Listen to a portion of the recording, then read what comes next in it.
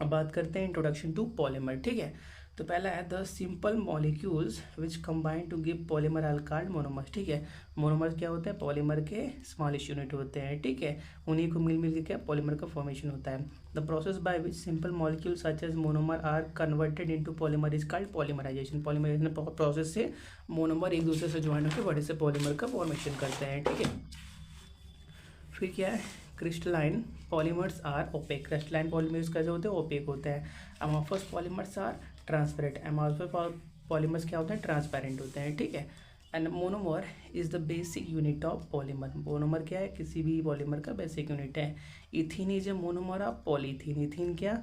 Polythene का monomer है। Styrene is a monomer of polystyrene. Styrene क्या है? पॉलीस्टायरिन का मोनोमर होता है। Adipic acid and hexamethylene diamine are the monomer of nylon 66। ठीक है, ये सब बात याद रखना। पूछ सकता है कि नायलॉन 66 के मोनोमर कौन से होते हैं, या पॉलीस्टीरीन का मोनोमर क्या है, या पॉलीथीन का मोनोमर क्या है। ठीक है, मल्टीपल चॉइस है तो आराम से ये सब क्वेश्चन बनते हैं। ठीक है, polymer are form by forming covalent bonds. ठीक है, below glass transition temperature a polymer is hard.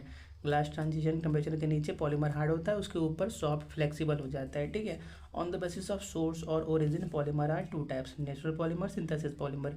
DNA and RNA are the polymer of nucleotide. ठीक है, न्यूक्लियोटाइड।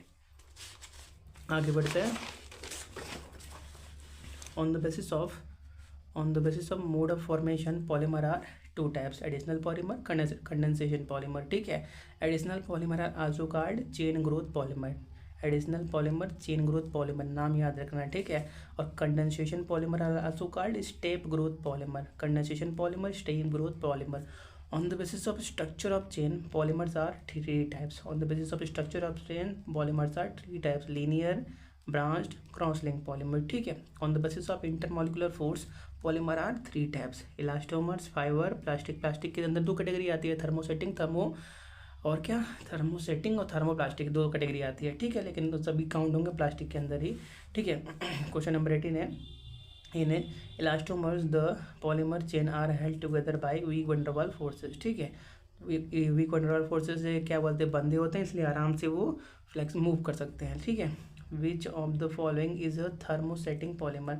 बैकेलाइट थर्मोसेटिंग पॉलीमर है। ठीक है, on the basis of identical और different chemical structure of monomers polymer are two type, homo polymer और copolymer. ठीक है, अब बात करते हैं 21 के बारे में। ठीक है, तो क्या है? Teflon is a example of homopolymer.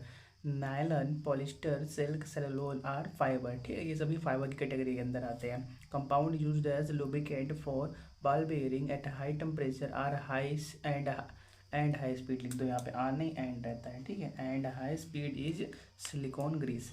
विस्कोमेट्री method is use for determining the velocity average molecular mass. ठीक है, देखो ये जो अलग अलग तरीके होते हैं, विस्कोसिटी मेथड या विस्कोमेट्री मेथड या लाइट स्कैटरिंग मेथड, इसको आप याद रखना कि ये किसके लिए यूज होते हैं। ठीक है, तो viscometry method viscosity average molar mass, molecular mass के लिए यूज होता है, इसको कैलकुलेट करने के लिए।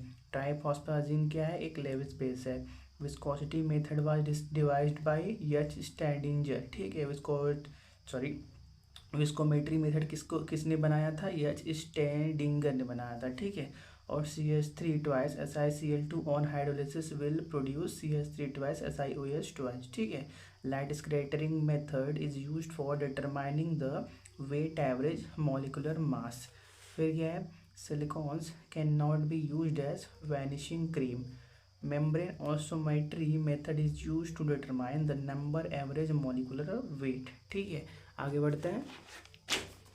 The apparatus used for measuring osmotic pressure is known as osmometer. In triphosphanes, phosphorus and nitrogen are sp3 and sp2 hybridized.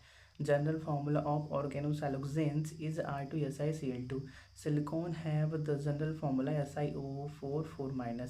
Silicon are inert to weak acid, salt solution, weak base, all of this। ठीक है, आगे बढ़ते हैं।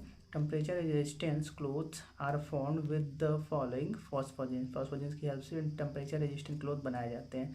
Select natural polymer among the following. तो starch, protein, cellulose सभी क्या है? Natural polymer की कैटेगरी के अंदर ही आते हैं। Polystyrene in is which type of polymer? Additional polymer. Polymer become soft, flexible and rubbery एवब glass transition temperature. Glass transition temperature के नीचे हार्ड होते हैं और ऊपर सॉफ्ट, फ्लेक्सिबल, रबरी हो जाते हैं. Homopolymer are made up of infinite number of same type of monomers. ठीक है, आगे बढ़ते हैं. तो फिर हमारे पास natural rubber is polymer of cis isoprene. ठीक है, फिर क्या देखो इसमें क्या पूछ रहा है, जो आपका नेचुरल रबर है वो किसका पॉलीमर है? तो सिस आइसोप्रीन का पॉलीमर है. मतलब नेचुरल रबर का जो मोनोमर है वो क्या है? सिस आइसोप्रीन है. ठीक है.